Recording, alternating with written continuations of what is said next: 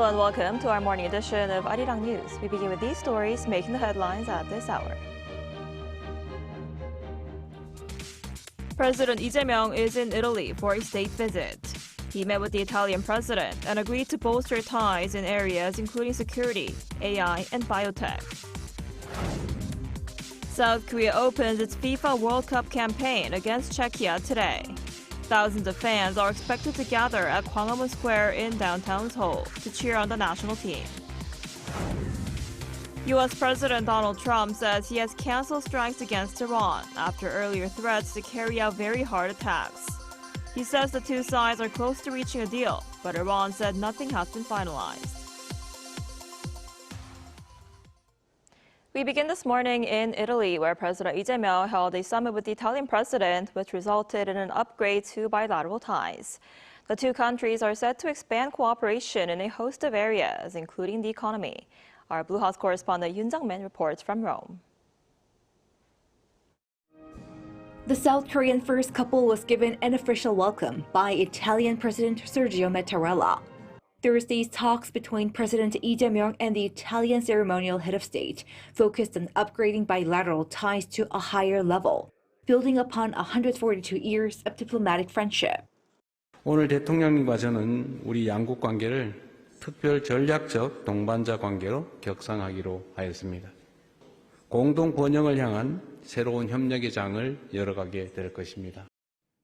Our two countries share a lot in common in terms of politics. Furthermore, we will expand trade and economic cooperation and expand synergy in the defense industry and science and technology. Korea and Italy plan to expand cooperation on chips, AI, and biotech, and expand support for small and medium-sized firms in both countries.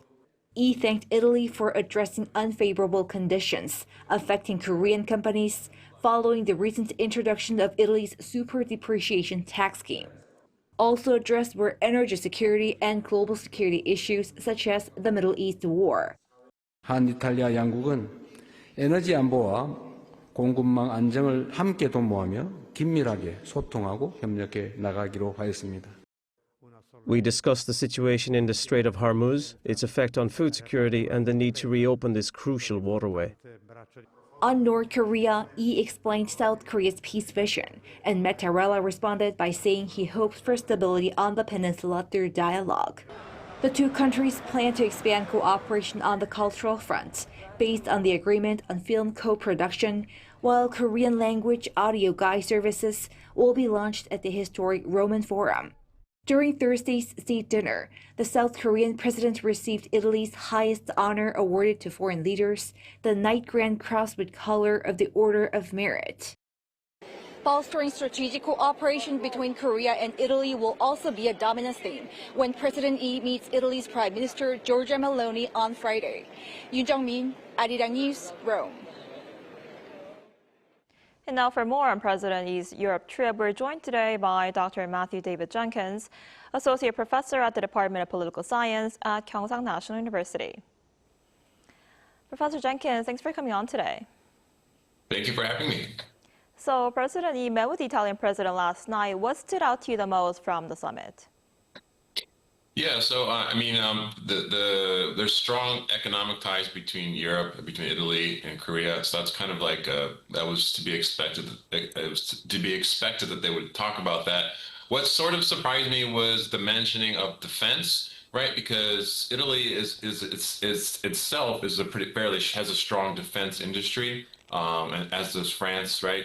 Korea's main partners in terms of defense exports are going to be, Poland, Romania, the Eastern European countries threatened by Russia. So that was really interesting to see them mention expanded and systematic defense cooperation, coordination. Suggests that there is a kind of a strategic pivot happening as Korea becomes a more important player in the global balance of power, right, in the global world order. The mentioning of North Korea also was pretty interesting to me specifically, and they mentioned peaceful coexistence, which is kind of that doesn't seem like much, but that is kind of important given the history of South Korea's policy towards North Korea. So those are the big things that stick out to me. Yeah.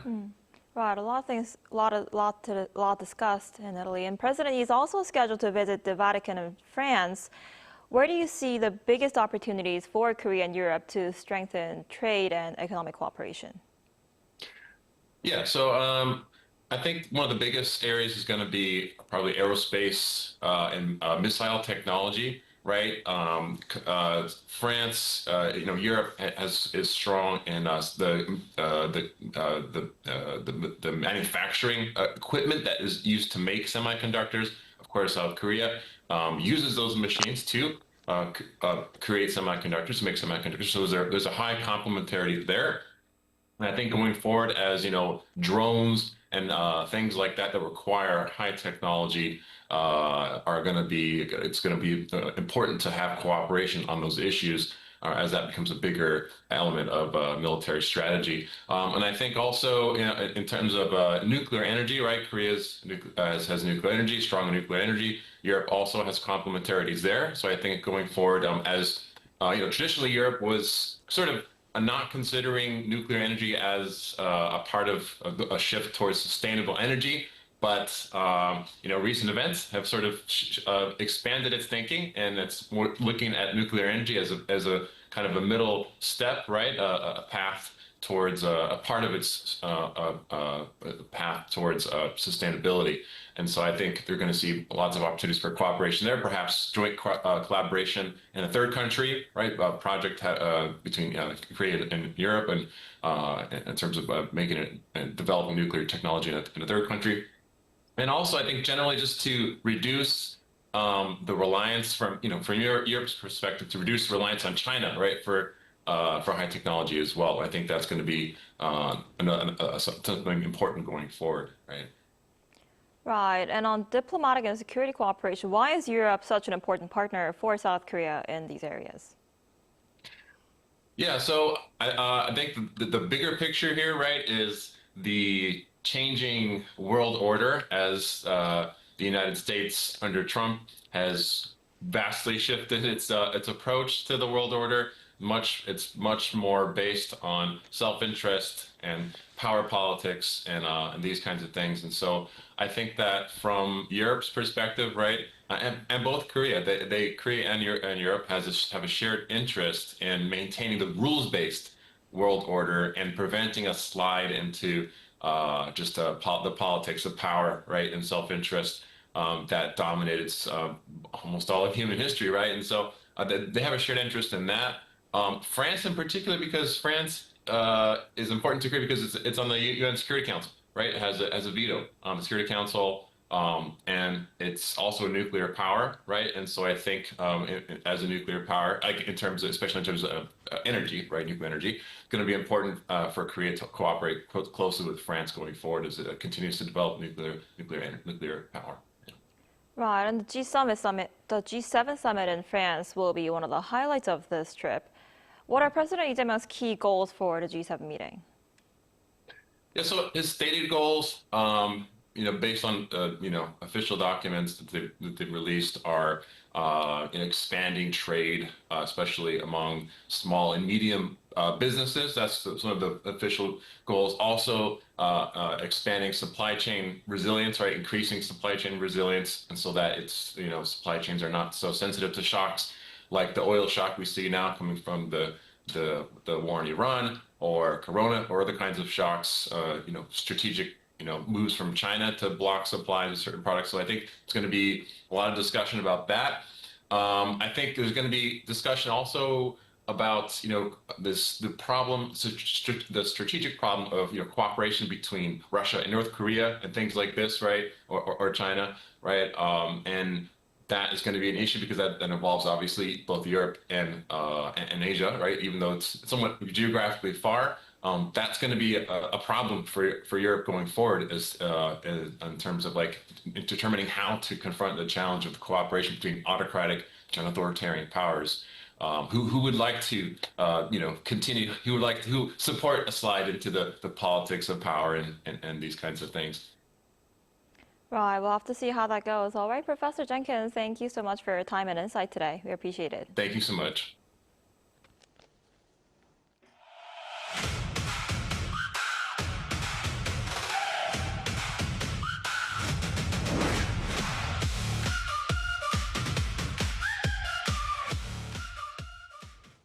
South Korea opens its 2026 FIFA World Cup campaign against Czechia today, aiming to reach the knockout stage for a second straight World Cup.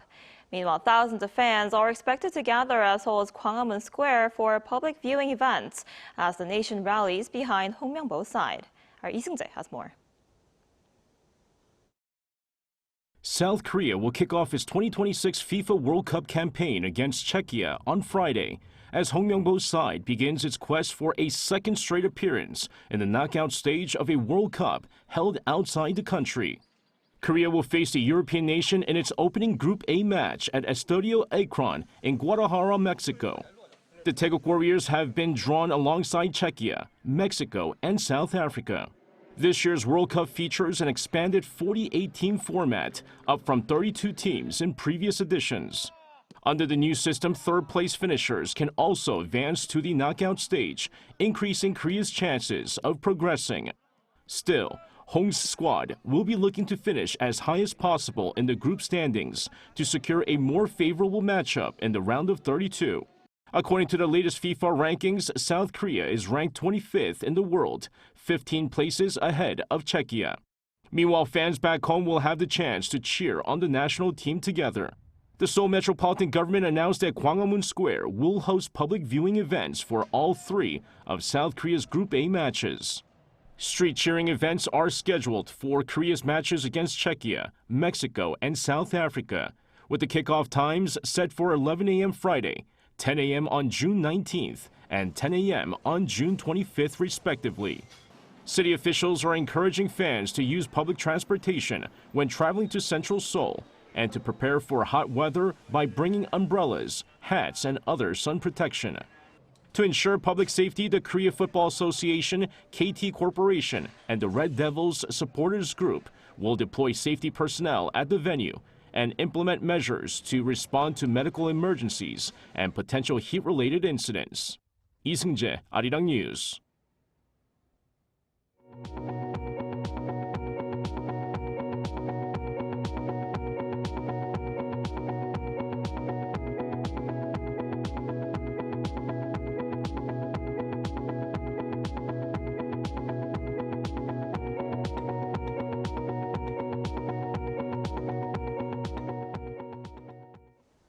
On the conflict in the Middle East, U.S. President Donald Trump says a deal with Iran could be finalized within days, raising hopes of an end to the months of conflict. However, Tehran has once again pushed back on claims made by Trump, saying a final agreement has not been reached yet. Our Chung Hae-rim reports. U.S. President Donald Trump says Washington and Tehran are nearing an agreement that could ease months of conflict and reopen vital shipping routes in the region. Speaking at the Oval Office on Thursday, Trump claimed a breakthrough had been reached on a preliminary memorandum of understanding. We just made a great settlement of the war with Iran, and we're going to be subject to finalization of documents, which should get done over the next few days. We'll probably have a signing maybe in Europe. Trump noted that his Vice President J.D. Vance, along with top U.S. advisors, are expected to attend the potential signing ceremony. According to the U.S. president, the proposed deal ensures Iran will never purchase or develop a nuclear weapon. They will not have a nuclear weapon. They've agreed to that. A memorandum of understanding, also agreed to by many other countries that have great influence over them. Earlier in the day, Trump had threatened new military strikes against Iran. But hours later, he announced he was canceling those plans based on discussions that had reached Iran's top officials. However, Tehran pushed back on Trump's claims. According to an Iranian state TV news channel on Thursday, Foreign Ministry spokesperson Esmail Baghaei said nothing had been finalized and that the U.S. is making excessive demands. Baghaei also stressed that Iran would not compromise on its core positions and said negotiations are still ongoing through mediators, including Qatar and Pakistan. While U.S. regional markets responded positively to the news of a pause in strikes, analysts believe that the situation remains highly volatile. Chung Hae-rim, Arirang News. Korea's stock market surged more than 7% at today's open on growing hopes of an end to the conflict in the Middle East. The benchmark index opened 6.44% higher, breaking above the 8,300 level during intraday trading. Trading was temporarily halted as a buy-side sidecar was triggered on the KOSPI just 6 minutes after the opening bell.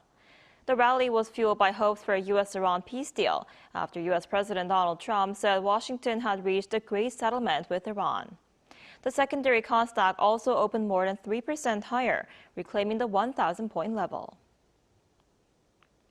The European Central Bank has raised its key interest rate by 0.25 percentage points, citing inflation concerns linked to tensions in the Middle East.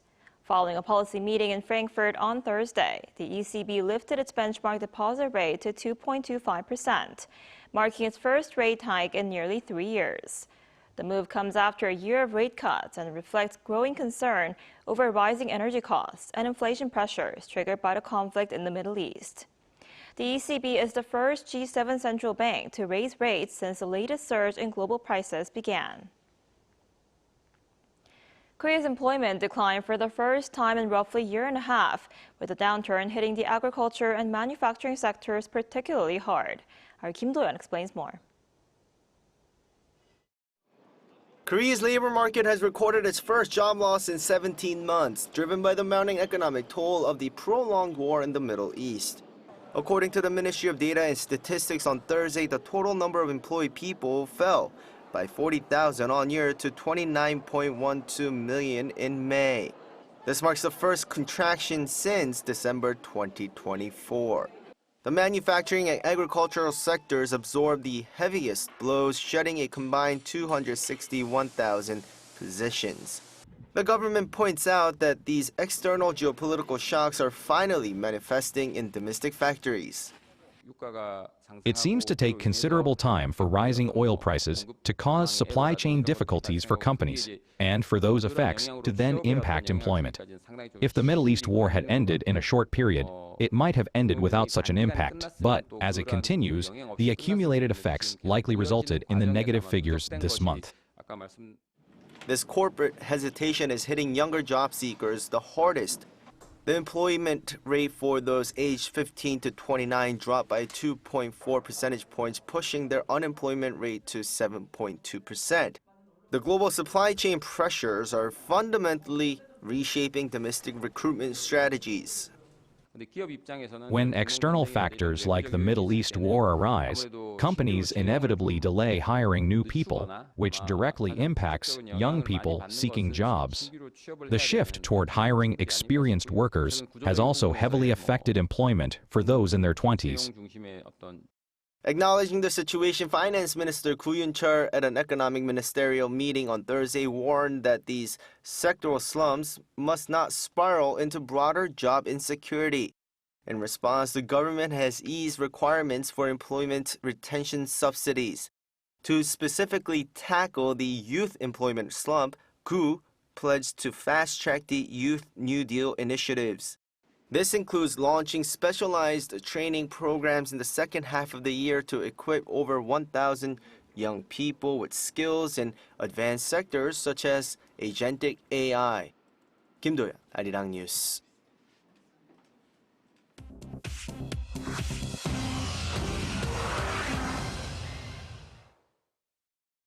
Good morning, I'm Choo Ji-hyun, and this is The World Now. The 2026 FIFA World Cup kicked off Thursday at Mexico City's Azteca Stadium with a star-studded ceremony featuring Shakira and Burna Boy before a crowd of more than 80,000 watched as Mexico defeated South Africa 2-0 in a bad-tempered opener with 3 red cards shown. Julian Quiñones gave Mexico an early lead before Raul Jimenez headed home midway through the second half to seal the win. South Africa had 2 players sent off and Mexico won in a scrappy encounter that nonetheless sent the gold-green-clad home crowd into raptures. Outside the stadium, thousands of teachers and activists staged protests over wages and social inequality, leveraging the global spotlight. Mexico last hosted the World Cup in 1986, and the Azteca becomes the first stadium to host 3 World Cup opening matches. The 48-team tournament is the largest in history and the first to be held across 3 countries, namely the United States, Mexico, and Canada. SpaceX launched the largest initial public offering in history on Thursday, pricing shares at $135 each and raising $75 billion. This put the value of Elon Musk's rocket and satellite company at $1.77 trillion, making him the world's first trillionaire. Musk retains 82% of the voting power after the offering, and his net worth will exceed $1.1 trillion when trading begins Friday. SpaceX set aside 30% of shares for retail investors, an unusually large allocation. The company's Starlink internet service currently accounts for most of its revenue across 164 countries. However, the market remains braced for volatility and unpredictable trading. In the U.S., President Trump nominated Manhattan's top federal prosecutor, Jay Clayton, as permanent director of national intelligence on Thursday in a bid to resolve a political standoff blocking renewal of a key foreign surveillance program. Democrats had refused to provide votes to renew Section 702 of the Foreign Intelligence Surveillance Act, which expires Friday, unless Trump removed loyalist Bill Pult as acting intelligence director. Clayton, a former Securities and Exchange Commission chairman with no intelligence background, was recommended to Trump by CIA Director John Ratcliffe. British Defense Minister John Healey resigned Thursday, accusing Prime Minister Keir Starmer of failing to commit the resources needed to keep the country safe, dealing another blow to a leader already facing calls to step down. Healey said the proposed defense spending plan fell well short of what was needed against rising threats from Russia and demands for a greater military presence in the Arctic and the Middle East. A junior defense minister also quit on the same day. Starmer appointed Security Minister Dan Jarvis as Healey's replacement. The resignation comes less than a month before a NATO summit.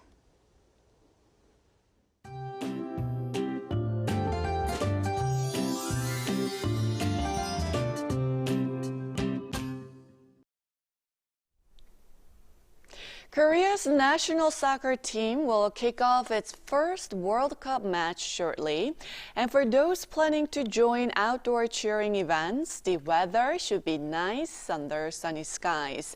But since we are getting into mid-June, the weather pattern will be changing with southwesterly winds pushing temperatures even higher. And back to today's weather, while it's not going to be excessively hot and with ideal humidity, you'll still want to bring a hat and sunglasses to protect yourself from the strong sunshine and very high UV rays. And this afternoon, Seoul and Chuncheon will be getting up to 28 degrees Celsius. Gwangju will be topping out at 29 degrees. Daegu, Gyeongju will be hotter at 30 degrees Celsius. Air quality, however, will be normal in most parts of Korea. Sunny skies will continue through the weekend with a chance of passing rain on Sunday. Then next week looks hotter with temperatures staying in the low 30s.